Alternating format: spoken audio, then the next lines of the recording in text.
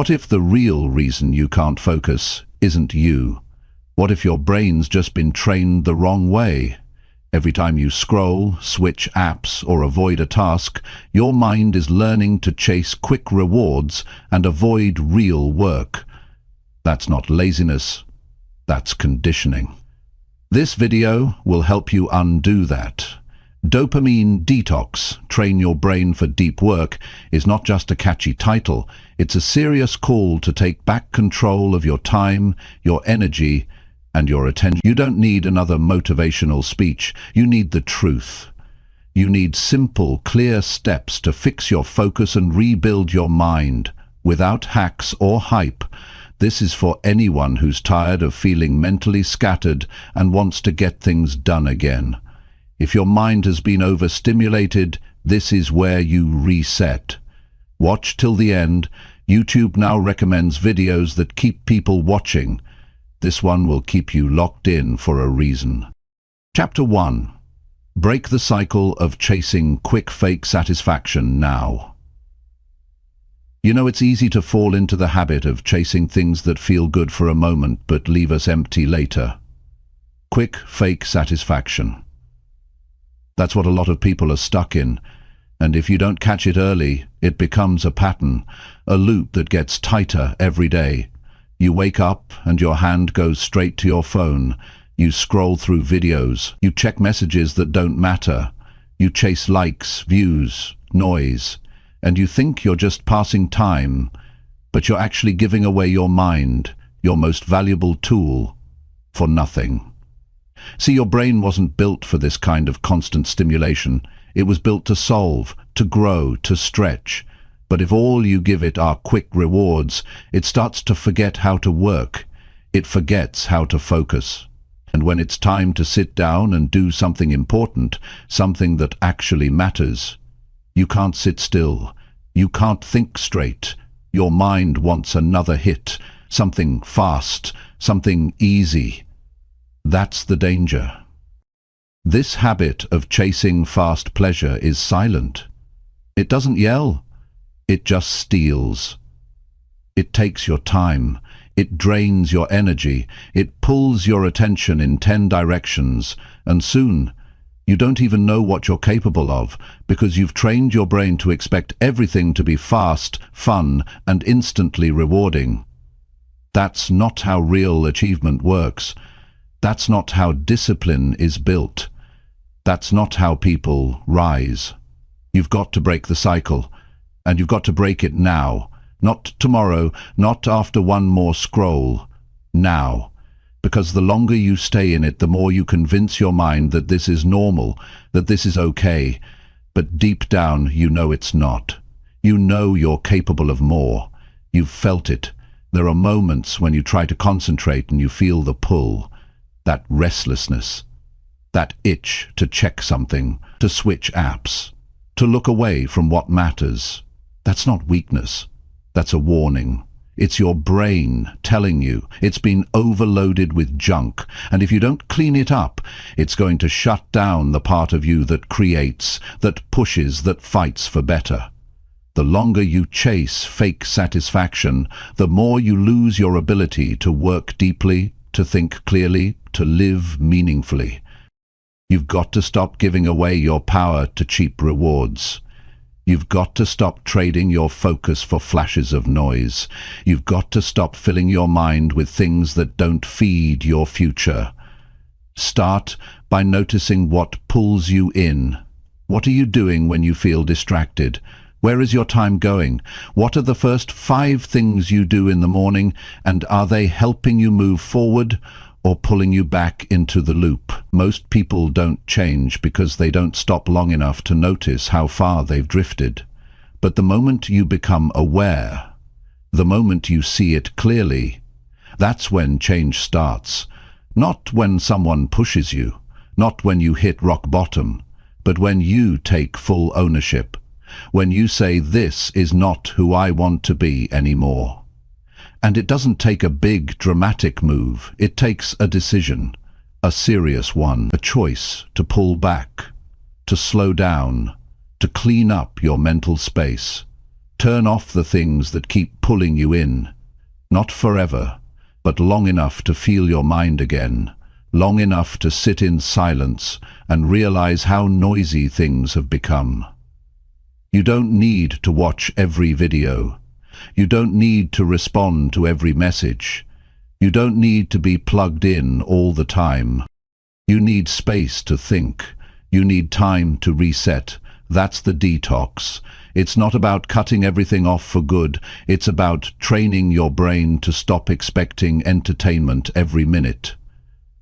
It's about giving yourself the ability to choose again, to decide what matters, to rebuild your attention span, to reconnect with work that actually makes you stronger, work that stretches your potential. And yes, it will be uncomfortable at first. Your brain will fight it. You'll feel the need to grab your phone. You'll feel bored. You'll feel anxious. That's normal. That's withdrawal. But don't let that feeling scare you. That discomfort is the doorway. It means you're waking up. It means your brain is adjusting. It means you're no longer feeding it junk every few seconds. Sit in that discomfort. Let it teach you something. Let it remind you of the power you still have. The power to sit still, to focus, to do one thing at a time and do it well. That's where your strength is. Not in jumping from one app to another, not in consuming endless content, but in choosing one goal, one task, one deep piece of work, and staying with it. Do you know what happens when you stop chasing quick satisfaction? You start finding real fulfillment. You start enjoying progress. You start feeling proud of yourself again. Because you're not running away from effort, you're running into it. And it changes you. It sharpens you. It gives you clarity. You see, a lot of people are tired, not because they work hard, but because they never focus. They're scattered. Their energy is pulled in every direction. And at the end of the day, they feel exhausted without moving forward. That's the cost of chasing fast pleasure. That's the result of not guarding your mind. So ask yourself, what would your life look like if you gave your brain a break from constant hits of stimulation? What if you stopped feeding it noise and gave it something meaningful to focus on instead? You'd feel calm again. You'd feel in control again. You'd get your time back. You'd get your edge back. You'd get you back. That's what this is really about. Not just training your brain, but taking back your life. Because the people who learn to control their focus, who protect their attention, who stop chasing fast satisfaction, they're the ones who build things that last. They're the ones who rise. They're the ones who do deep work, not shallow tasks, not scattered action, deep, meaningful, high-quality work. And that kind of work changes everything. Don't wait for a crash to make this shift. Don't wait until you can't concentrate at all. Don't wait until you're full of regret. Decide today. Break the cycle. Turn off what doesn't matter. Give yourself time to adjust. Focus on things that move your life forward. Your brain will thank you. Your goals will thank you. Your future will thank you. There's real strength in choosing long-term over quick hits. There's real freedom in knowing you're in charge of what enters your mind. And there's real power in training your brain for depth, not distraction. You're not here to be entertained all day. You're here to build something, to become someone. And it all starts with this decision to stop chasing what's fake and start committing to what's real. That's the moment your life changes. That's when you break the cycle. That's when you take the first real step toward deep work, clear focus, and a life you can be proud of. Chapter 2. Start living without needing constant stimulation every hour. Most people today don't realize how overstimulated they've become. They wake up and immediately look for something to respond to. a message, a video, a notification. Their mind doesn't get a second to just be still. From the first hour of the day, the brain is trained to expect constant input. And the problem is, it gets used to that pace. So when there's nothing happening, even for a few minutes, it starts to panic. It searches, it reaches for something. That's not how we were meant to live. We're not meant to be switched on all day, reacting to every sound and every screen. That kind of overstimulation breaks your ability to think clearly. It lowers your energy, it robs you of focus, and over time, it builds a kind of quiet frustration inside you. You can't enjoy calm moments because your mind always wants more noise, more stimulation, more of something that doesn't matter. You have to train yourself to live without that.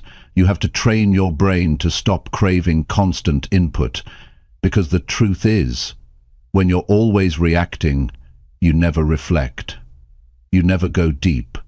You never build anything.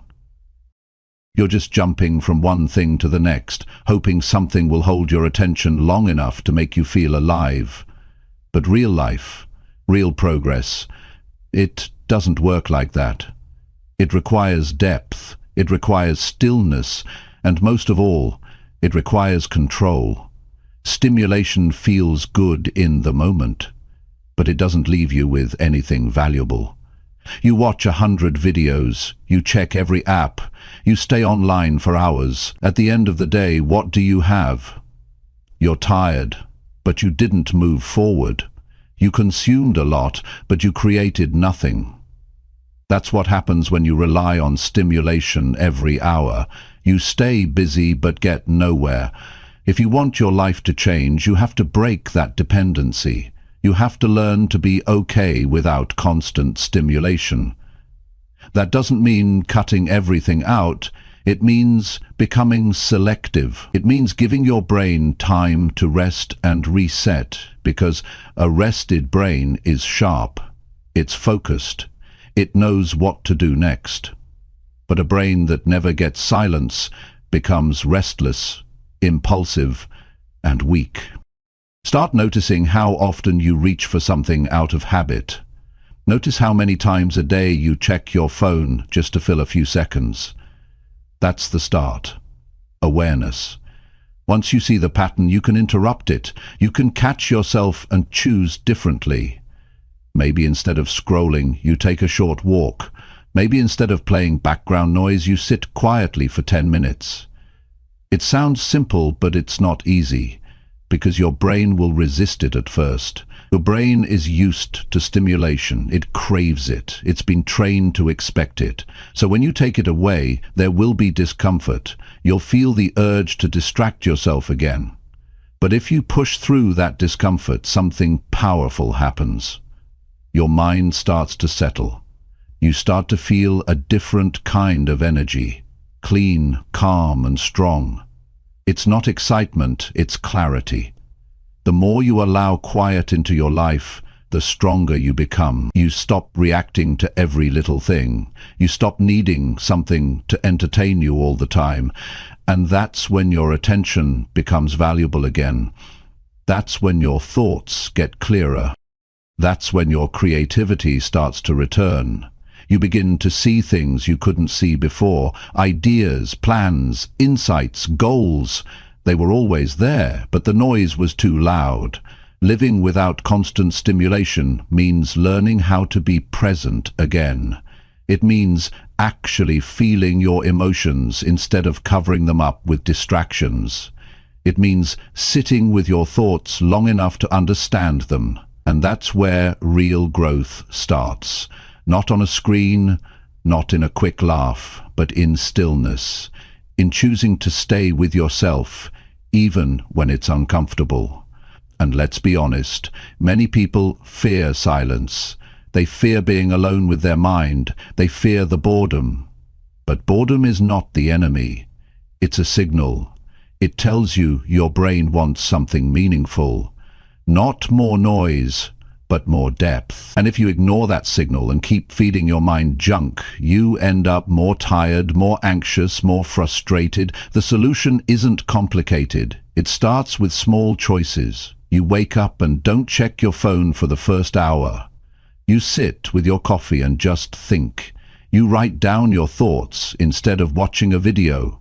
You take a walk without music or podcasts. You create space, real space, for your mind to breathe. And every time you do that, your brain becomes less dependent on external stimulation.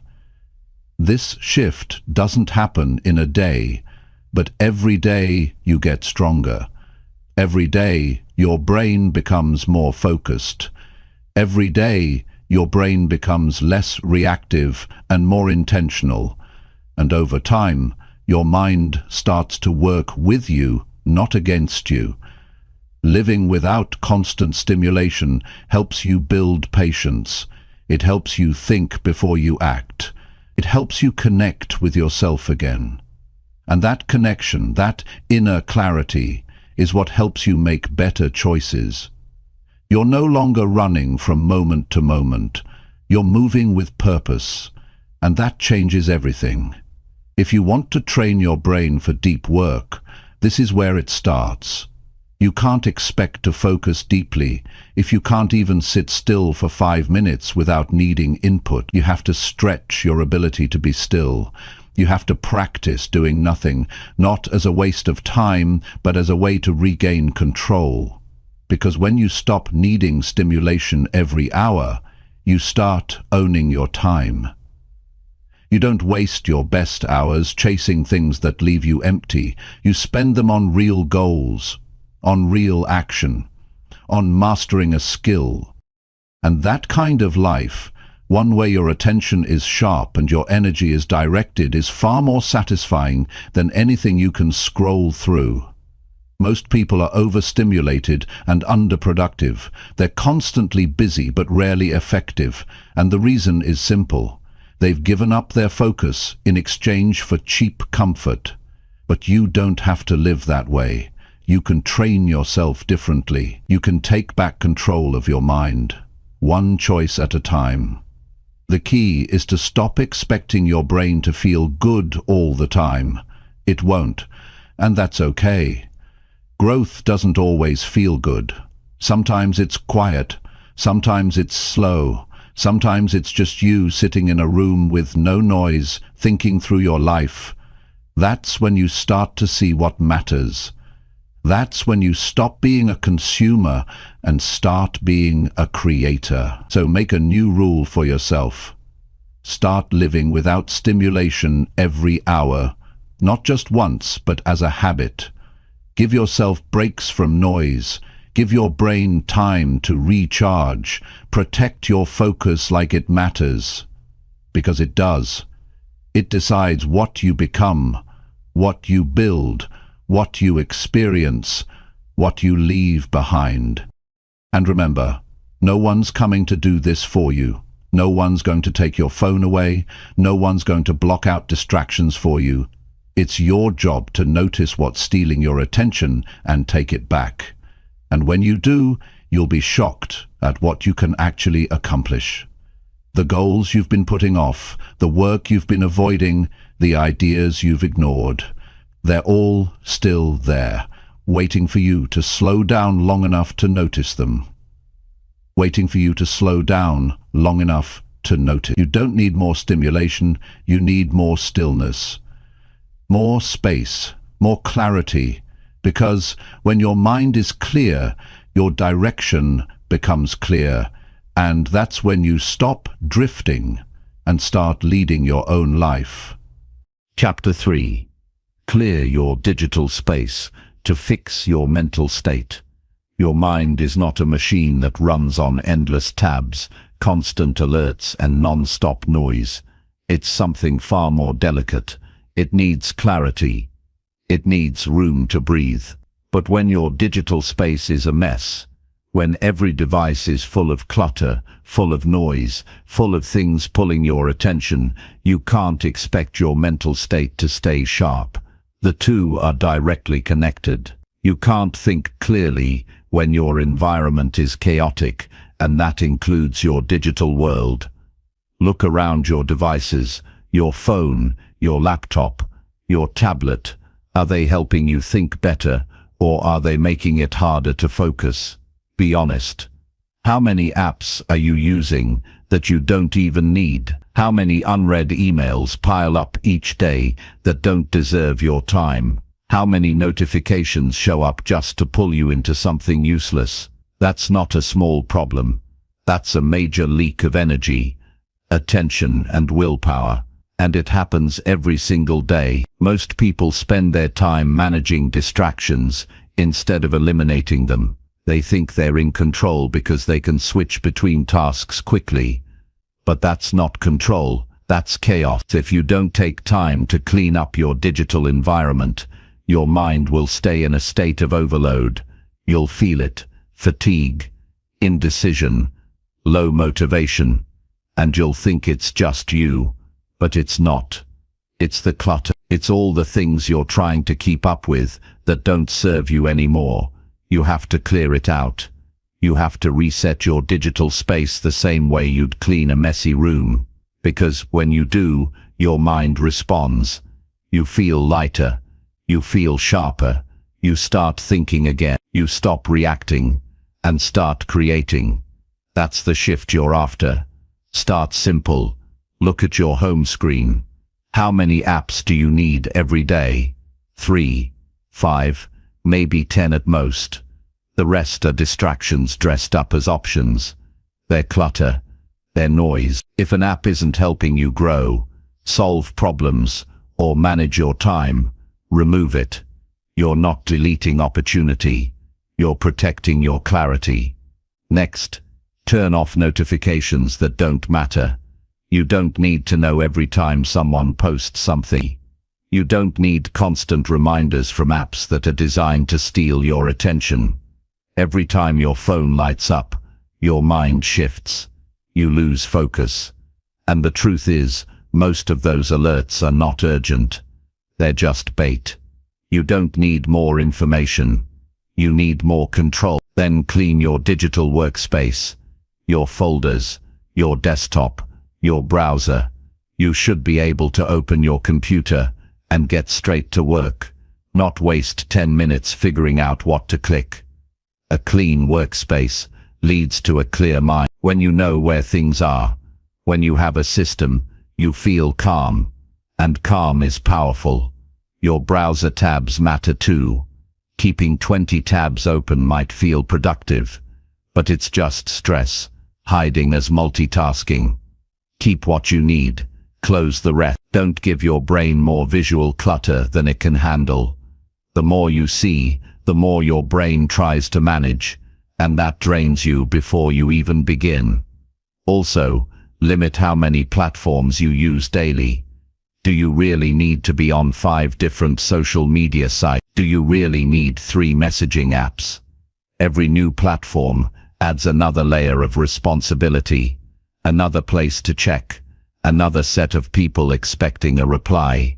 You're not here to serve your apps. They're tools. Use them like tools. Keep what helps.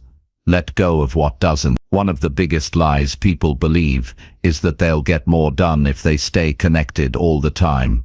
But it's the opposite. The more connected you are to distractions, the more disconnected you are from your goals. You don't need to be available every minute. You need to be present in the things that matter. And sometimes the most powerful thing you can do is log out, shut down, put your phone in another room. Sit with a notebook instead of a screen. Give yourself time to think deeply. That's where real work happens. That's where breakthroughs are made. Not in noise, in focus. There's also emotional weight in digital clutter. Old messages, forgotten files, unfinished projects. All of it sits in the back of your mind, even if you don't see it.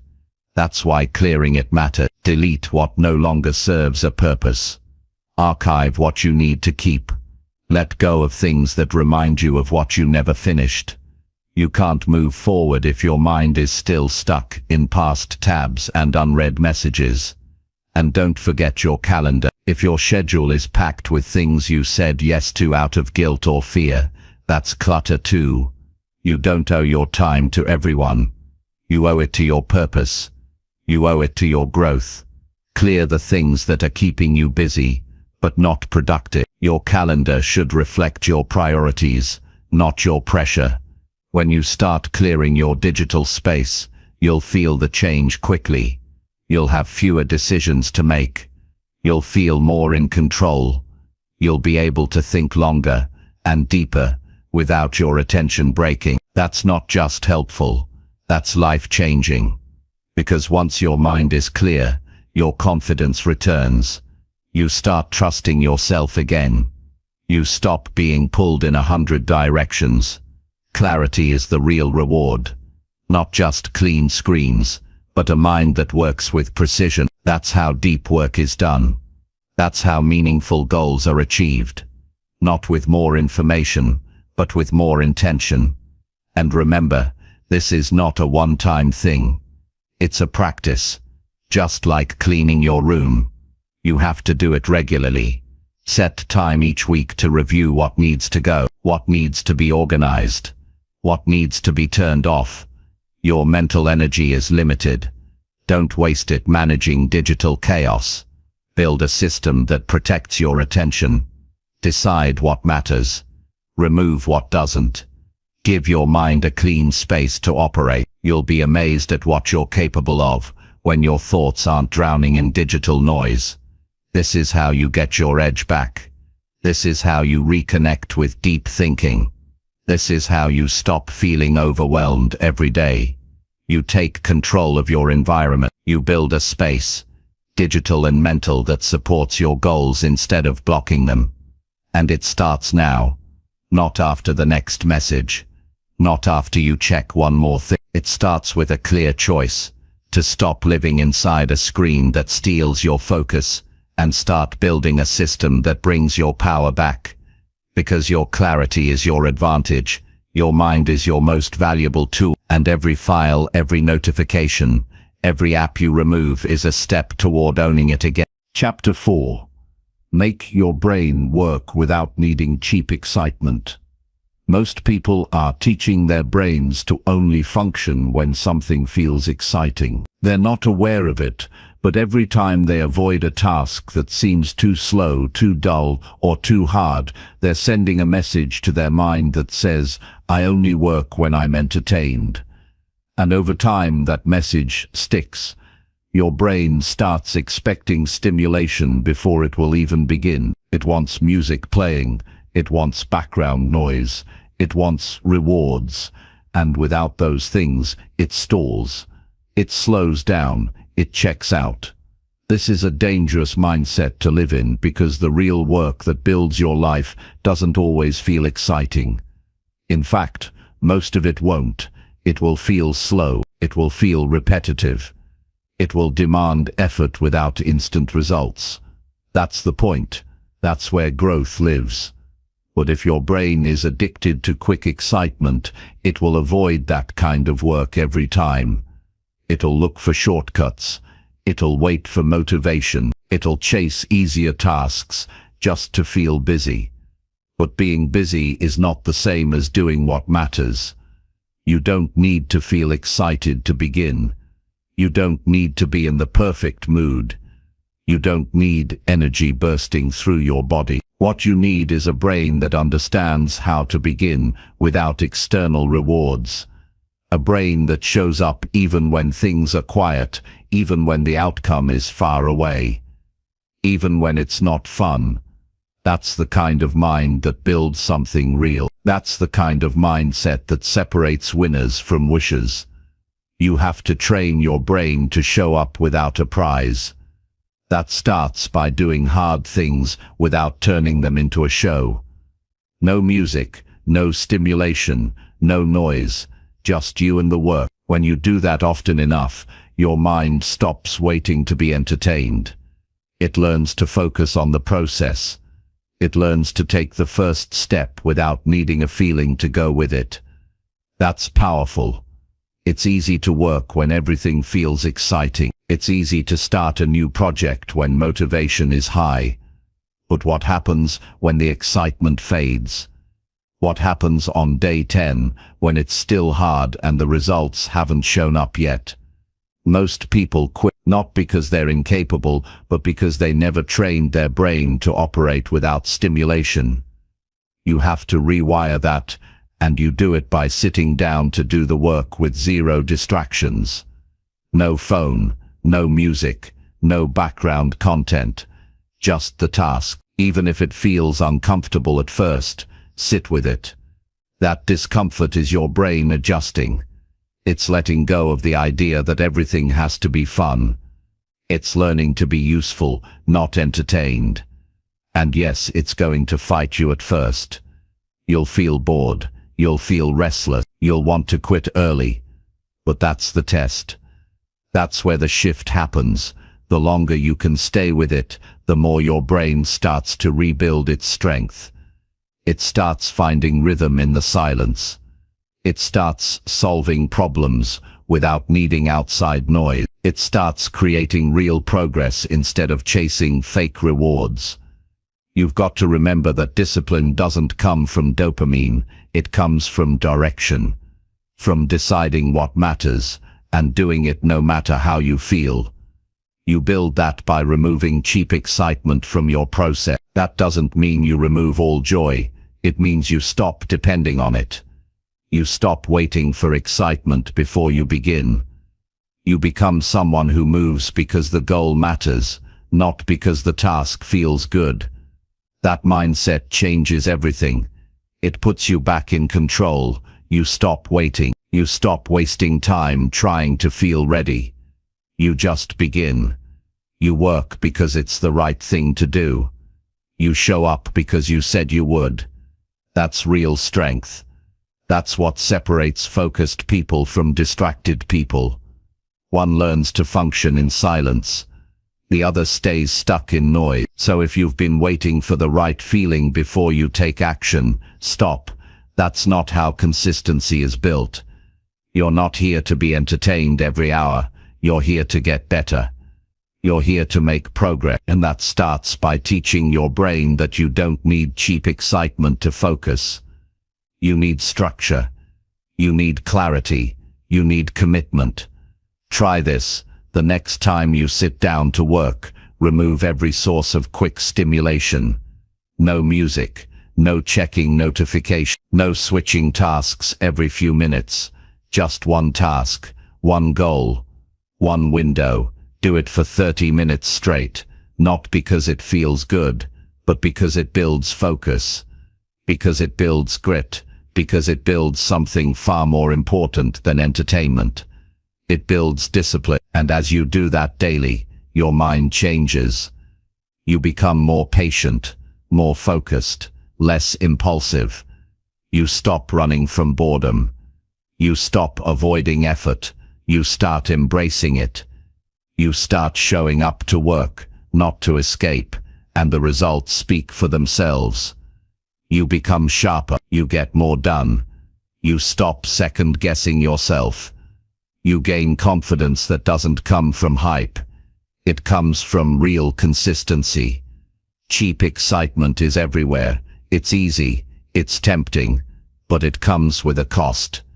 It teaches you that effort must always feel good, and when it doesn't, you back off. That's the trap. You stop just short of progress because you're uncomfortable. But if you stay there, if you learn to keep working even when it feels dry, that's where the shift happens. That's when your mind starts listening to your goals instead of your feelings. Most people are overstimulated and under-focused. They need sound, movement, messages, all to feel ready. But what if you could just sit and start? What if your brain knew how to get to work without being tricked by artificial motivation? That's not only possible, it's trainable. And it's built through repetition. You do it again and again until the brain stops resisting. Until it understands that this is the new way, and you don't need hours. Start with small blocks. A few minutes of pure focus, without anything extra, just you and the hard thing. Build it from there. Train your attention like a muscle. The more you use it without distractions, the stronger it gets, and the stronger it gets, the easier it becomes to tackle real goals without falling into the trap of needing stimulation. Every time you choose to work without cheap excitement, you're building mental power. You're strengthening your focus. You're building a brain that doesn't run from effort. That kind of brain wins. Not in short bursts, but in long-term results. Because life doesn't reward those who are just excited. It rewards those who are consistent. Those who can show up when it's quiet, when it's hard, when it's boring. Those are the ones who rise. So stop feeding your brain things that keep it weak. Stop depending on hype to take action. Start developing the ability to stay in the task without needing anything else. That's where freedom is. That's where power is. That's where you finally get out of your own way and move forward for real. Your brain is not broken. It's just overstimulated. It's just been trained to look for pleasure instead of progress. You can change that. And the change begins the moment you remove the noise and step into the work without expecting it to feel good. Because once you do, once you break through that wall, you become someone who doesn't wait for life to be easy. You become someone who gets things done. Chapter 5. Build patience by doing things that feel boring first. Most people want change, but they don't want boredom. They want success, but they don't want repetition. They want to improve, but they avoid the parts that feel slow, dull, or ordinary. And this is where most people stay stuck. They wait for something to feel exciting before they commit. They skip the first few steps of anything that looks too plain. But here's the truth. The strongest minds are not built in excitement. They are built in patience, and real patience starts with doing the boring things first, without complaining, without rushing, and without needing it to feel fun. The boring tasks are the ones that hold your structure together. They're the foundation of your growth. Waking up at the same time every day, writing things down when no one else sees them, practicing a skill over and over, cleaning your space, organizing your day, reading instead of scrolling, saying no to distractions. These things don't feel thrilling, but they build strength that no one can take from you. They create the mental sharpness you'll need when life gets loud, chaotic, or uncertain. When you choose to do what feels boring first, you're teaching your brain to delay reward. You're telling your system that you can wait. You don't need to feel good immediately. You don't need entertainment before effort. You can handle stillness. You can handle repetition. You can face discomfort and keep going. That's discipline. That's what separates people who build momentum from those who stay stuck in cycles of restarts and breakdowns. Every time you avoid the boring task and jump to something easier or more exciting, you're weakening your patience. You're feeding the part of your brain that craves stimulation over progress. And each time you do it, it becomes harder to focus the next day. But when you flip that around, when you face the task that feels dull and knock it out early, you shift everything. Your brain stops resisting. It starts listening. You feel more in control, more grounded, and more prepared for the rest of the day. It's not about doing hard things all day. It's about doing the right things in the right order. When you start your day with things that require patience, the rest of your day feels easier. You carry that mindset into everything else. You don't panic when things move slowly. You don't quit when you hit a dry moment. You don't beg for motivation. You've already proven that you can move forward without excitement. Think about it. If your first habit of the day is checking your phone, you're feeding impatience. You're starting with instant reward. You're training yourself to want something new every second. But if you start your day by making your bed, writing a short plan, or doing a task that's slow but useful, you're training focus. You're telling your brain that it's okay to wait. It's okay to stick with one thing at a time. It's okay to move slowly, if the direction is right. Doing boring things builds internal control. And internal control is freedom, because when you can handle boredom, you don't need distractions to feel okay. You don't need noise to get through the day. You can sit with your thoughts. You can stay with a routine. You can give your full effort without expecting it to feel good all the time. That's the mindset that leads to consistent progress. Too many people get addicted to results. They want fast changes. They want to feel better by next week. But they're skipping the foundation, the repetition, the dull moments that develop character. If you only show up when something feels exciting, you're not building patience. You're chasing feelings, and feelings change. That's why your discipline has to be stronger than your mood. Start with one boring task tomorrow. Do it without rushing. Don't try to make it fun. Just do it fully. Watch how it calms your mind. Watch how it lowers your anxiety. Watch how it makes you feel capable. You'll see that boredom isn't the enemy. It's a tool. It's a training ground for mental toughness, where you learn to slow down without losing your drive. And once you build that skill, your relationship with time changes. You stop looking for shortcuts. You stop rushing through your day. You become more aware of your habits. You start making better decisions, not because life got easier, but because you got stronger. Because you taught yourself to start with what others avoid. People say they want focus, but focus comes from practice. It comes from sitting in silence when it's easier to scroll. It comes from choosing one thing when your brain wants 5. It comes from doing what feels boring, because you know it's building something inside you. That's the kind of patience that pays off for years. When you wake up and do the boring things first, you're setting a tone. You're saying, I'm not here to be entertained. I'm here to improve. And that message echoes throughout your day. It affects how you speak, how you move, how you think, how you handle stress. It makes you resilient. It makes you reliable. It makes you disciplined even when no one's watching it. And if you stick with it, those boring things stop feeling like a burden. They become part of you. A calm routine. A solid rhythm. You stop needing to push yourself into action. You just begin. You become the kind of person who starts without drama, without delay. That kind of identity is powerful. It makes you dependable. It earns respect from others and from yourself. You're not lazy. You're just used to skipping steps. But you can change that. You can start right now. Choose one task that feels boring, and do it with full attention. No shortcut, no multitasking, no distractions. Do it slowly. Finish it well. Then move to the next thing.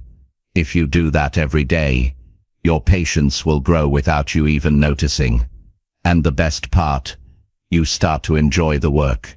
You start to feel calm while doing things that used to feel annoying. You stop needing motivation. You don't rely on hype. You just act. That's real maturity. That's what separates short-term change from long-term transformation. Every skill worth building has a boring stage.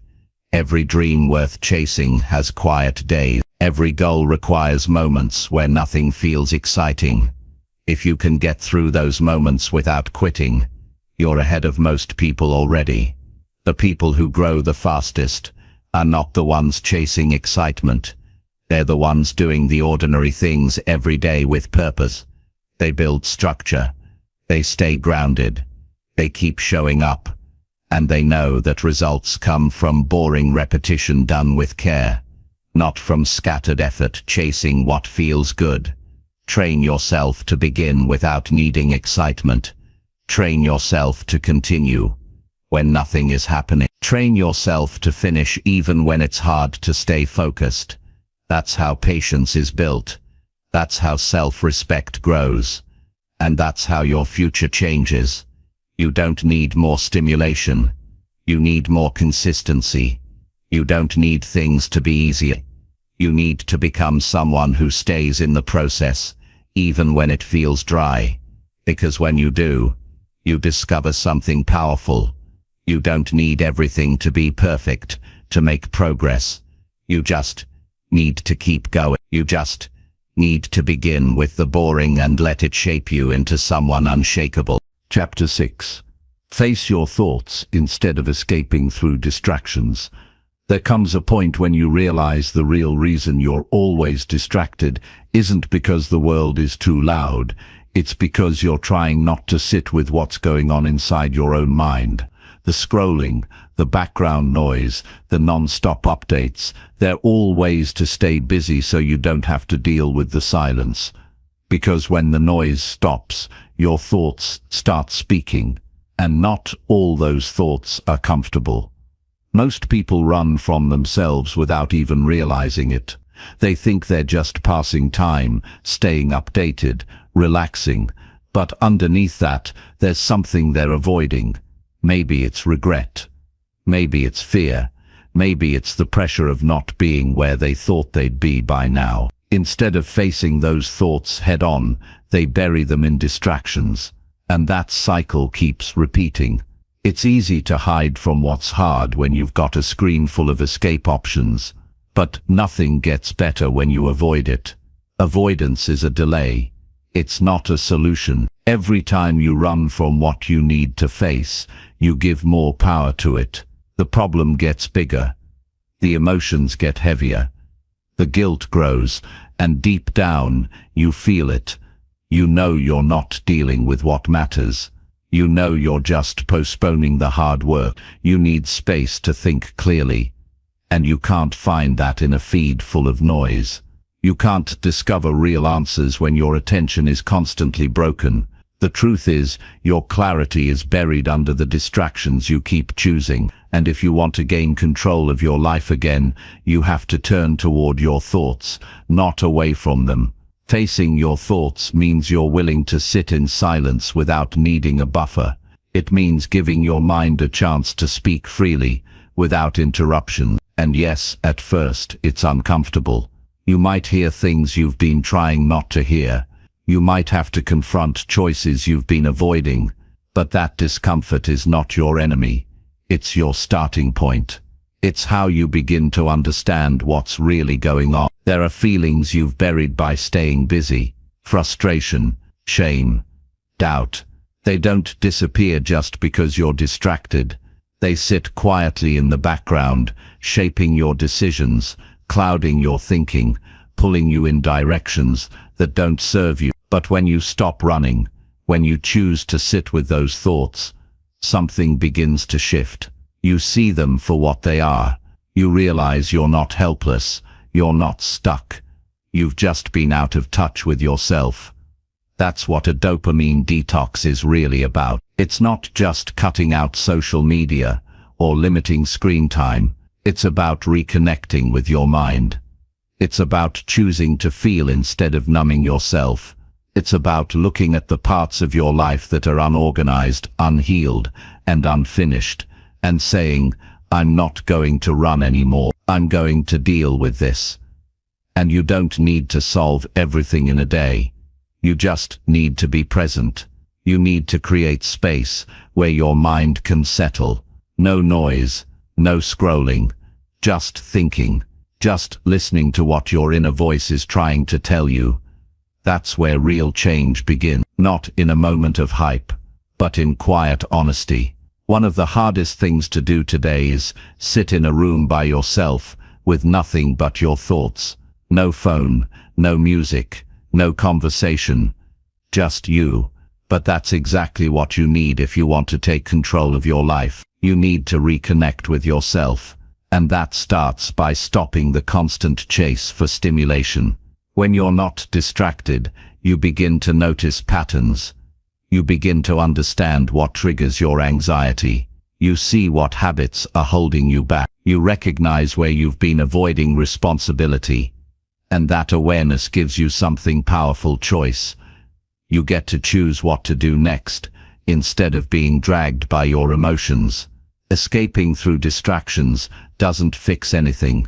It just delays your healing. It pushes your real life further away. And the longer you escape, the harder it is to come back. You start feeling more distant from your purpose. You lose track of your vision. Your mind becomes filled with things that don't matter. And suddenly, you don't know who you are without a screen in your hand. But the moment you stop escaping, you feel something different. You feel uncomfortable. Yes, but you also feel awake. You feel alive in a way you haven't felt in a while, because now you're facing things. You're not hiding. And when you start showing up for yourself like that, things start to change. Slowly at first, then faster. You start thinking better. You start making decisions from clarity, not confusion. You start trusting yourself again. You'll realize you're not as broken as you thought. You've just been distracted. You've been disconnected. But everything you need is still inside you. You just haven't given yourself a quiet enough space to hear it. And that's the work, to create that space, every day, even if it's just for a few minutes. No phone, no content, just your thoughts. When you face your thoughts, you start understanding why you've been doing what you're doing. You stop blaming everything outside of you and start taking ownership. And that's where your power comes back. Because now you're not reacting, you're choosing. You're leading your own life, not being led by impulses and notifications. This is not easy, but it's necessary, because you can't change your life if you keep running from the parts of it that need attention. You can't become who you want to be if you keep filling your day with noise.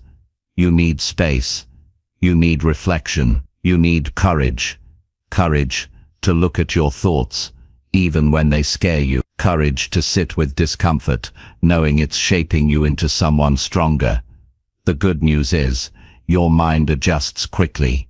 The first few times you sit in silence, it might feel restless. You'll want to reach for your phone. You'll feel tempted to fill the space. But if you stay with it, even for 5 minutes a day, your brain starts to settle. Your focus returns. Your emotions soften. Your thinking deepens. This kind of presence changes how you work. It changes how you connect with others. It changes how you lead yourself through stress, pressure, and hard days. Because now you're not running, you're facing. You're building inner strength, not just outer noise. Most people are afraid of their own thoughts, because they've never spent time understanding them. But once you do, you stop fearing silence. You stop filling every gap with content. You start looking forward to moments of stillness, because that's where you regain your sense of control. And once you build that habit, you carry it into everything. You stop reacting emotionally to every problem. You stop escaping into entertainment when life feels heavy. You start facing your day with clarity. You start living with intention. That's the shift, from escape to engagement, from running to returning, from chaos to clarity. And you don't need to disappear into the mountains to do this. You just need a few quiet minutes a day, a journal, a walk, a silent room. You need less noise and more honesty. That's it. So stop distracting yourself from what needs your attention. Stop avoiding your inner world. You've been trying to fix everything on the outside, but the answers have always been inside. Sit with them. Listen to them, face them, and you'll find a version of yourself that's been waiting for your full attention. You're not here to avoid life. You're here to understand it, to grow from it. And that starts with choosing to be present, even when it's uncomfortable, especially then, because that's where real self-respect is built, in facing what's hard, not running from it. You're stronger than you think. You don't need constant distraction. You need truth, and it's waiting for you in the quiet. Chapter 7. Create a system that helps you stay focused daily. Focus doesn't just happen on its own. It's not something you wake up with. It's something you have to design your life around. And the people who stay focused day after day are not more talented or more gifted.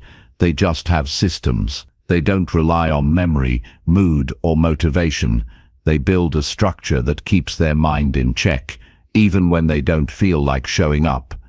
And that's what you need if you're serious about changing your life. You need a system that makes focus automatic. A lot of people start strong and fall off track because they don't have anything to support their focus. They try to wing it. They think they'll remember what matters. But life gets noisy. The day gets busy. And without a plan, your focus gets lost. You check one message, you open one app, you bounce from one thing to the next, and suddenly, it's been 3 hours and you haven't moved 1 inch forward. Not because you don't care, but because you didn't create something to protect your attention. That's where a system comes in. A system is not about being rigid or robotic. It's about saving your energy. It's about removing friction. It's about having clear steps that guide you so you don't have to think about what to do next. Because the more decisions you have to make during the day, the more your brain gets tired. The more tired your brain is, the easier it becomes to drift. So instead of relying on willpower, you build an environment and a routine that do the heavy lifting for you. It starts with one question: what time of day are you most focused? For some it's the early morning, for others it's late at night. You don't have to follow someone else's schedule. You have to know your own rhythm. Once you know your best window, you protect it. You don't schedule calls, you don't check social media, you don't multitask. That time becomes sacred. That's when you do the work that matters most. Then you break your day into blocks. Not vague intentions like work on this later, but clear time blocks. From this time to that time, you're working on one thing only. Not 5 things. Not switching tabs, one task. That level of clarity allows your brain to stay in the zone. And every time you finish a block without breaking focus, you build trust with yourself.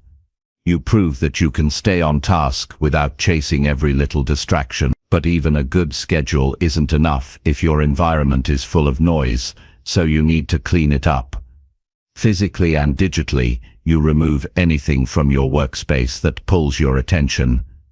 Keep your desk clean, put your phone in another room, close every tab that doesn't serve the task in front of you. Make your environment reflect your focus, because a messy space creates a scattered mind, and a scattered mind can't go deep. Once your space is clear, build a pre-work routine. Something that tells your brain, it's time to lock in. Maybe it's 5 minutes of planning. Maybe it's a cup of coffee and a deep breath. Maybe it's writing down your top 3 goals for the session. It doesn't have to be long, it just has to be consistent. The point is to send a clear signal to your brain that the next block of time is for focused work only. And once your brain gets used to that routine, it will begin to settle into focus more easily.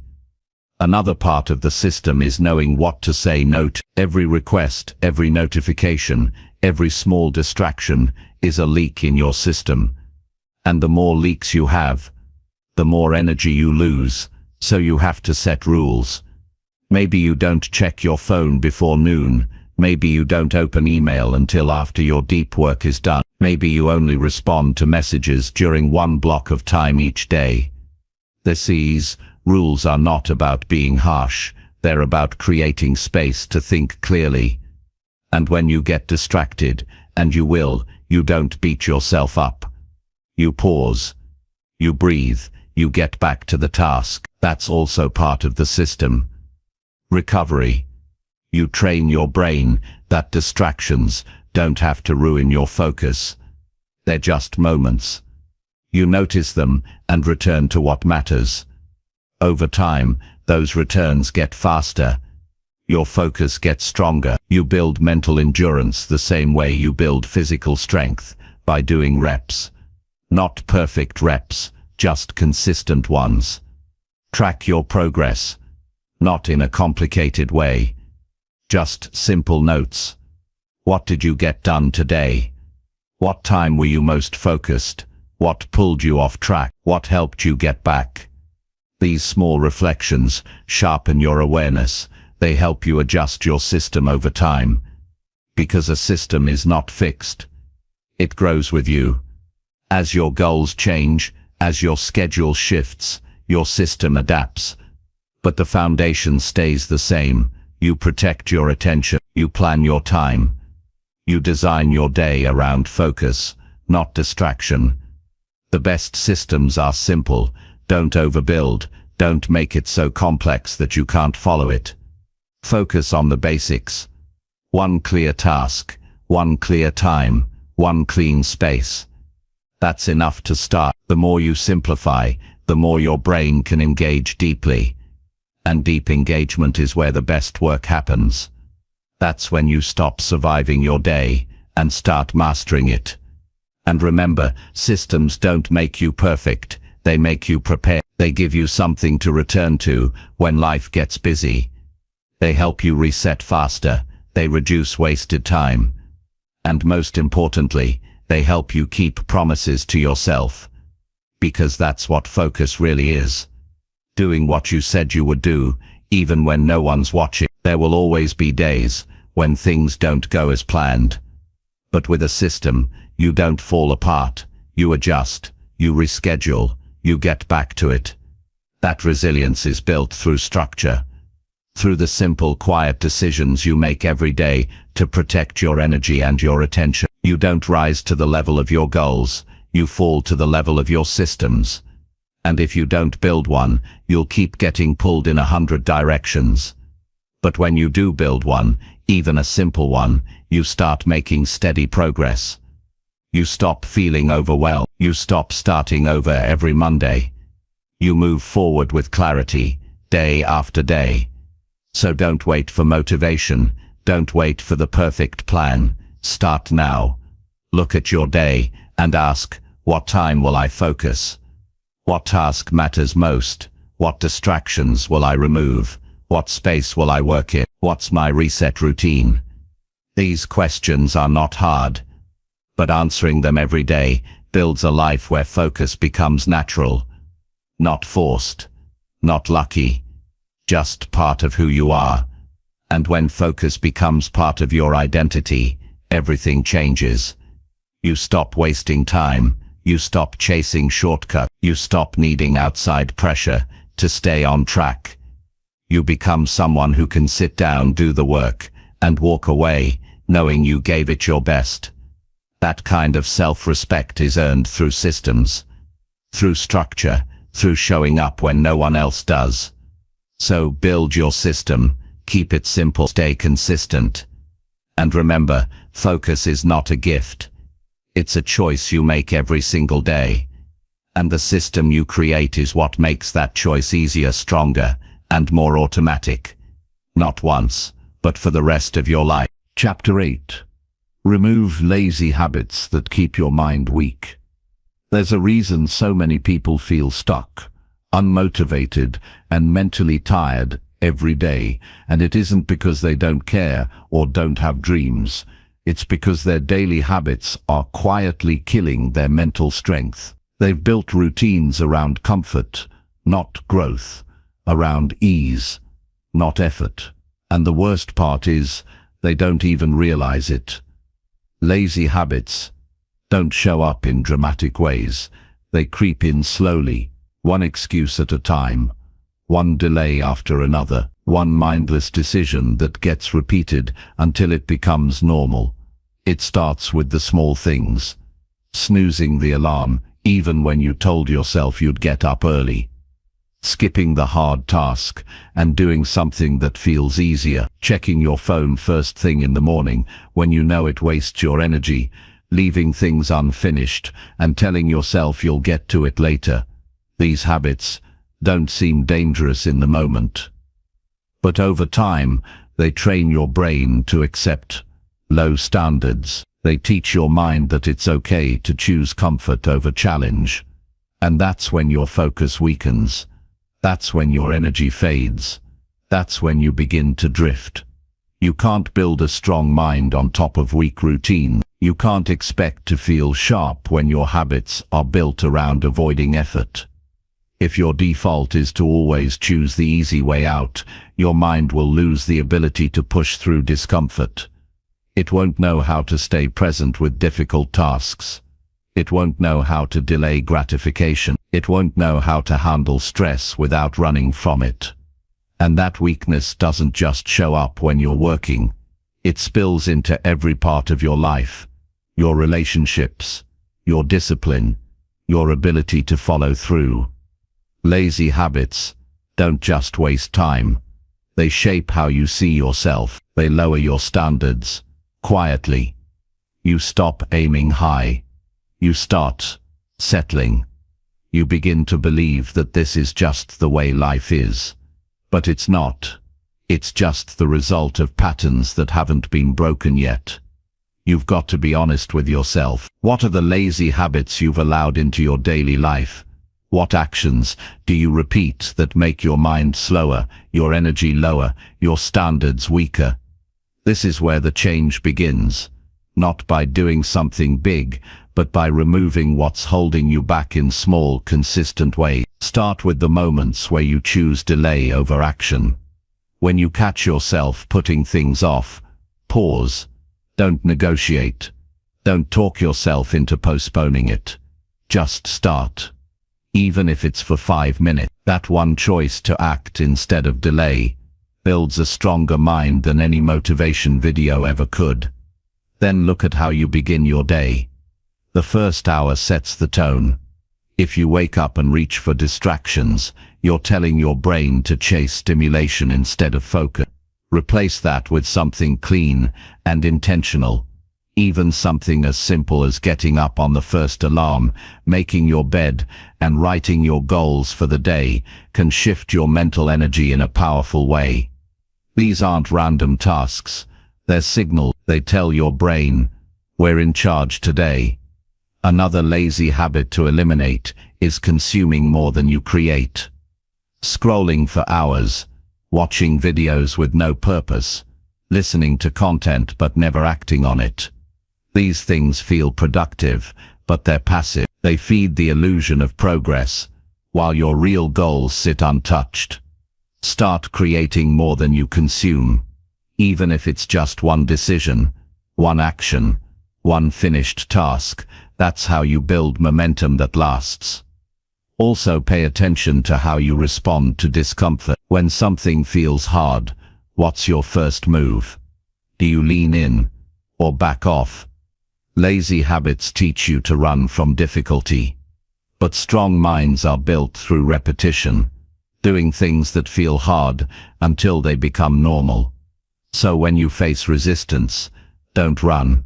Stay with. That moment of discomfort is where your mindset gets sharper. That's where grit is developed. Don't underestimate the impact of your environment either. If your surroundings are full of distractions, clutter, and easy temptations, your habits will reflect that.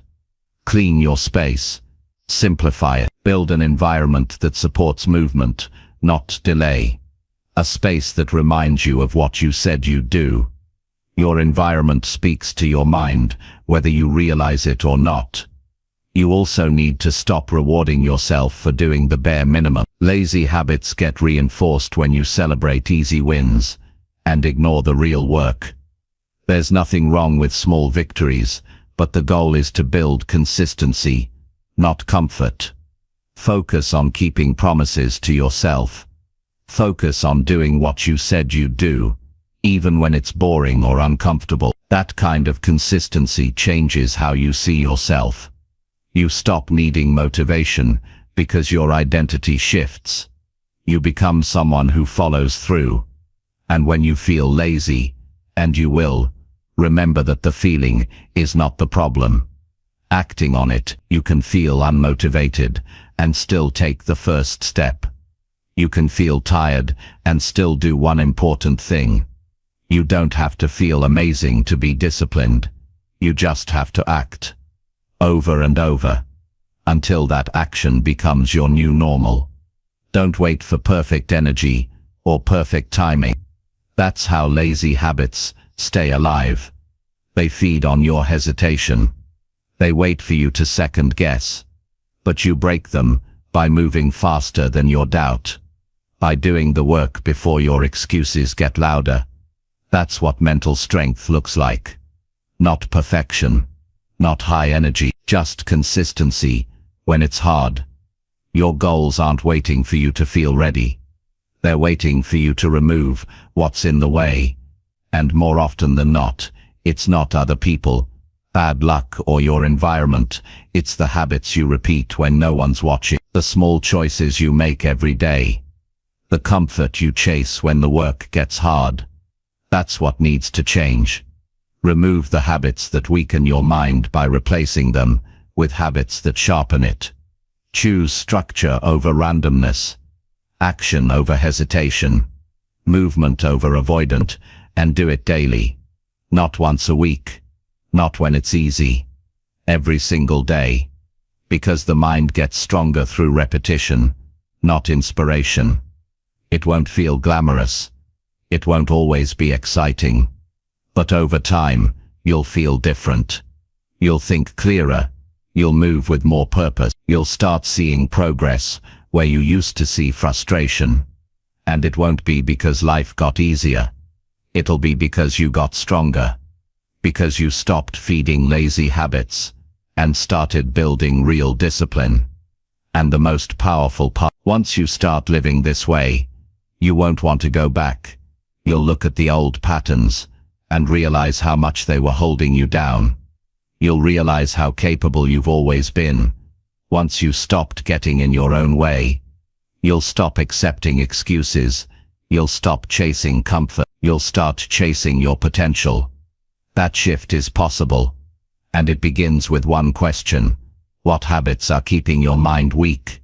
And what are you going to do about it today? Not tomorrow. Not next week. Today. Because every day you wait is another day.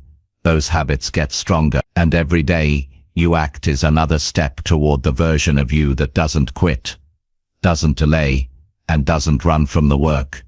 You've got more in you than lazy habits allow. It's time to live like it. Remove what's keeping you stuck. Build what keeps you strong. And do it again tomorrow. That's how mental power is built. That's how you win. Chapter 9. Train your brain to sit still and stay sharp. Most people today don't know how to just sit still. Not because they're too busy, but because their brain has never learned how to stay in one place without needing to be entertained. They can't go 5 minutes without checking something. Their attention is split before the day even begins. The moment things slow down, they feel lost. They reach for noise. They look for distractions. They panic in silence. And the reason is simple. They've never trained their mind to be calm, alert, and focused without stimulation. You weren't born with a scattered mind. You trained it by how you live. Every time you switch between tasks, every time you reach for your phone out of habit, every time you avoid doing nothing, you're teaching your brain that stillness is wrong, that it's unsafe, that something is missing. And once that becomes your normal, it becomes harder to sit through a single thought without needing something to fill the gap. The brain was not built to handle constant input. It was built to solve, observe, and grow. But it needs space to do that. It needs silence. It needs room to think. And when you never give it that space, it loses its strength. It forgets how to focus. It forgets how to hold a thought. It jumps from one thing to the next, never going deep. That's why people can't finish books.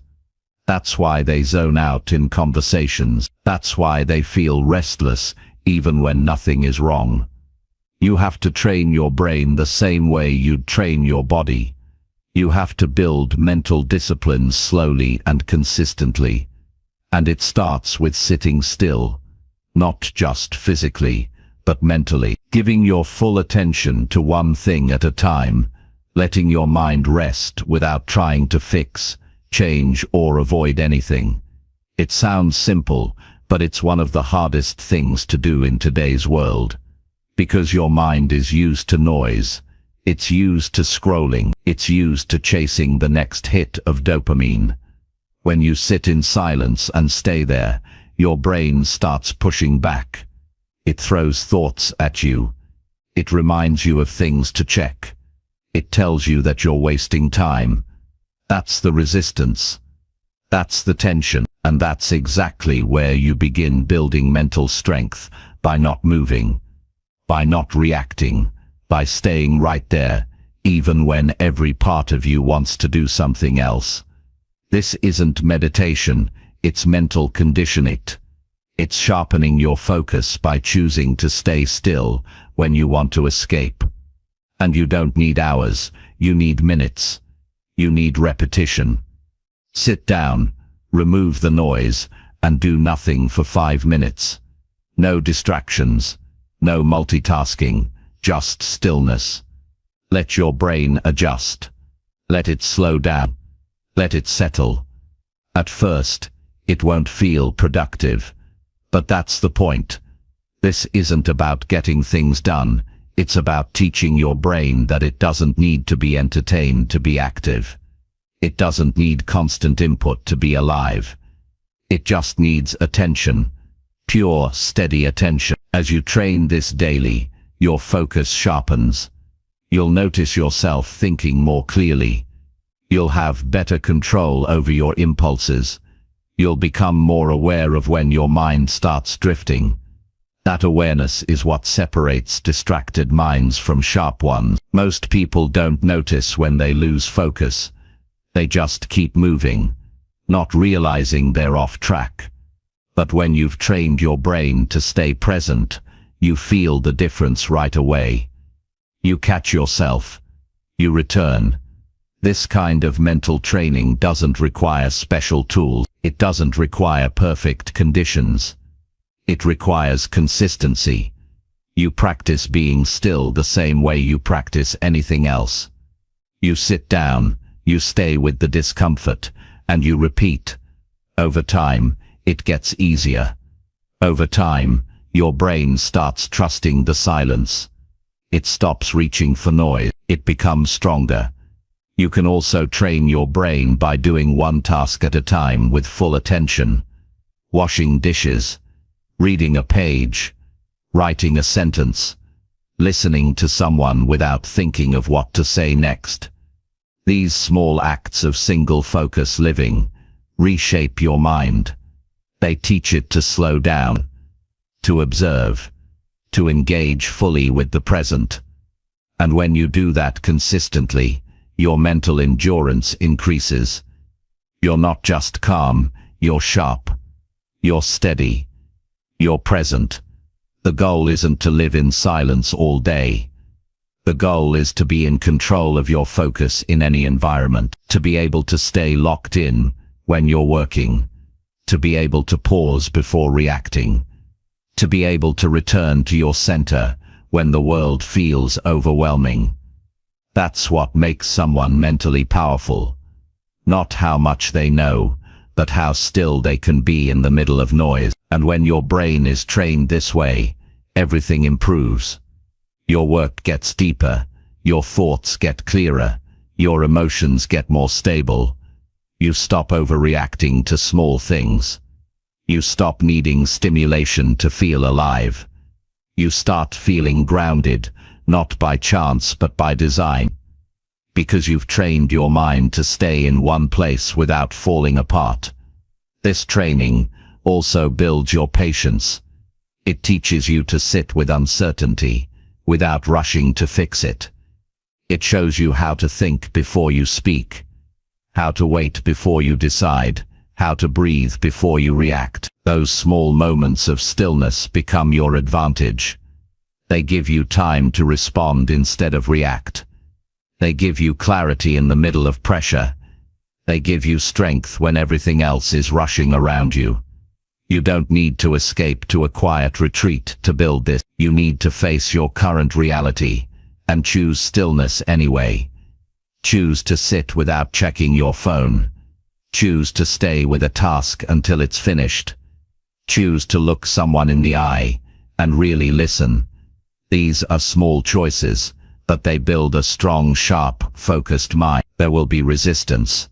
Your brain will try to pull you back into distraction. It will convince you that you need to be doing something else, that you're missing out. But you're not. You're building something far more valuable than quick stimulation. You're building presence. You're building control. You're building inner strength. This training is not for people who want easy results. It's for people who are tired of drifting, tired of living with scattered energy, tired of letting every notification pull their mind away from what matters. It's for people who want to lead themselves with clarity and discipline. And that kind of leadership begins with focus. Real, deep, quiet focus. So start small. 5 minutes. No noise. No goals. Just sit. Let your thoughts come and go. Don't chase them. Don't avoid them. Just watch. Just breathe. Then tomorrow, do it again. And the next day. And the next. Make it a practice. Not something you try once. Something you do daily. Something that becomes part of who you are. And over time, you'll feel the change. You'll stop rushing. You'll stop reacting. You'll stop running from stillness. You'll begin to enjoy it, to crave it. Because in that stillness, you find something that's been missing for a long time, yourself. A focused mind is not something you find. It's something you build, day by day, thought by thought, choice by choice. And once you've built it, no one can take it from you. Not noise, not pressure, not distraction. Because your mind is trained, it's steady, it's sharp. And that kind of mind doesn't just survive in a busy world. It rises, it leads, it thrives. And so will you. Chapter 10. Do what matters even when it feels uncomfortable. Most people spend their life waiting to feel ready. They wait for the fear to go away. They wait until they're confident. They wait until things feel easier, lighter, more exciting. But the truth is, that moment never comes. What matters the most often feels uncomfortable. And that discomfort is not a sign to stop. It's the very sign that you're in the right place, doing the right thing. The uncomfortable path is usually the one that changes your life. Doing what matters rarely feels good in the beginning. Waking up early when you want more sleep doesn't feel good. Saying no to distractions doesn't feel natural. Pushing yourself to finish when you're tired isn't enjoyable. Having honest conversations, setting boundaries, facing your fears, none of these things feel easy. But they shape you. They build the version of you that you respect. And respect for yourself comes from doing the things you know you need to do, even when every part of you wants to avoid them. Your mind is wired to seek safety and comfort. It wants to protect you from stress. So the moment something feels difficult, your mind sends signals to pull back. It will offer you excuses. It will try to bargain with you. It will suggest easier paths. And this is where most people give up. Not because they're weak, but because they mistake discomfort for danger. They don't realize it's just a test of their commitment, their discipline, their priorities. You've got to learn how to sit in discomfort and act anyway. You've got to build the muscle of forward movement, the ability to continue when it's messy, when it's slow, when it's uncertain, because that's where real results are born. Anyone can act when it's fun, but it's the ones who act when it's boring, tiring, or scary. Those are the people who separate themselves. When you feel discomfort, it's not a signal to stop. It's a signal to focus. It's a chance to sharpen your direction. Because the pain you feel in the middle of a hard task is not punishment, it's growth. And growth always carries discomfort. You can't expand your capacity while staying in comfort. You can't gain strength if you only move when it's easy. Real strength comes from the days you show up with no energy, no motivation, and still get something done. This applies to every area of your life. In your health, it's choosing the workout when your body says rest. In your work, it's finishing the project when you feel mentally done. In your habits, it's showing up again after missing a day. In your relationships, it's having the hard talk instead of pretending nothing's wrong. These moments are not punishments. They are opportunities to prove to yourself that you are not controlled by how you feel in the moment. The world is full of people who start strong and fade fast. They chase excitement, they chase ease, and the second things get uncomfortable, they disappear. They start over again, hoping the next thing feels better. But you can't build anything meaningful like that. You can't build confidence if you're constantly running from discomfort. You can't build success if you keep avoiding the hard parts of the process. If you want to grow, you need to start asking if something feels good, and start asking if it's necessary. There's a big difference between what feels good and what's good for you. Watching videos might feel good. Working on your goals might feel heavy, but only one of those choices leads to progress. Only one of those builds you, and when you choose the hard thing again and again, something inside you shifts. You stop fearing effort.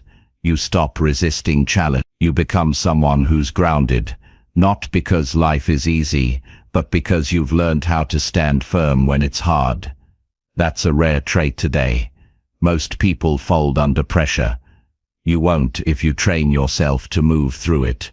You don't have to be perfect. You don't have to finish everything fast. You just have to keep going. You just have to choose progress over comfort, one decision at a time, even on days when you don't feel like it, especially on those days. Because discipline is not built when you feel good. It's built when you don't feel like doing anything, and you still take the next step. You must remember this. The discomfort you feel is not there to stop you.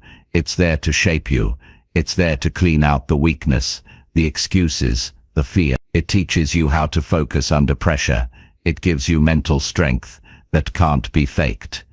That's the real reward. Not just getting things done, but becoming someone who doesn't break when life gets heavy. Start looking at discomfort as your training ground. When you feel it, say to yourself, this is the work, not the task, not the result, but the part of you that's growing through the act of showing up. Anyone can do the work when it's fun. Not many can do it when it's quiet, slow and full of resistance. That's your edge. That's where you rise. Stop waiting for the perfect mood. It's not coming. Start acting from a place of purpose, not feeling. Show up tired. Show up annoyed. Show up afraid. But show up. Every time you do, you prove that you are in charge, not your emotions, not your doubts, not your discomfort. And no, it won't feel great right away. It might even feel like a grind. But over time, that discomfort becomes fuel. You'll begin to crave the challenge. You'll feel proud in the middle of the work, not just after it's done. Because you'll know most people would quit. But you did. You will learn that every uncomfortable decision builds a layer of strength inside you, a layer that doesn't break under pressure, a layer that doesn't fold when life gets hard. You will gain something more valuable than talent. You will gain the ability to endure, and those who endure win. So make it a habit. Do the thing you're avoiding. Lean into the conversation you've been putting off. Start the project that feels overwhelming. Face the decision that makes you nervous. You don't have to feel fearless. You just have to feel ready enough to begin. And beginning is always the hardest part. Once you start, the fear begins to fade. And when you reach the end of your day, you'll feel something different. Not pride from avoiding discomfort, but pride from moving through it. You'll feel grounded, not because the day was easy, but because you stayed strong. You did what mattered. You didn't let a little discomfort stop you. You kept your word. You followed through, and that's the foundation of a strong life. Not comfort, not ease, but courage. Courage to take action when it feels awkward, messy, unclear. Courage to keep moving when you'd rather stop. Courage to face yourself honestly and still move forward. Because everything you want, growth, freedom, confidence, peace, it's all waiting on the other side of discomfort. It's not found in shortcuts. It's found in the days you choose discipline over delay, focus over fear, effort over escape. So from this point forward, make a decision, not to wait, not to avoid, but to move toward what matters. Even when it feels uncomfortable, especially when it feels uncomfortable, because that's not the time to pull back. That's the time to lean in. You're capable of more than your feelings suggest. You've got strength in you that only shows up under pressure, and that strength is waiting for you right now, in the task you're avoiding, in the choice you've delayed, in the hard thing you've been postponing. Face it, do it, finish it, and when you do, you won't just get results. You'll build something far more powerful. You'll build belief, the quiet kind that says, I do what matters, no matter how I feel. That's the belief that changes your life. And you earn it, one uncomfortable step at a time.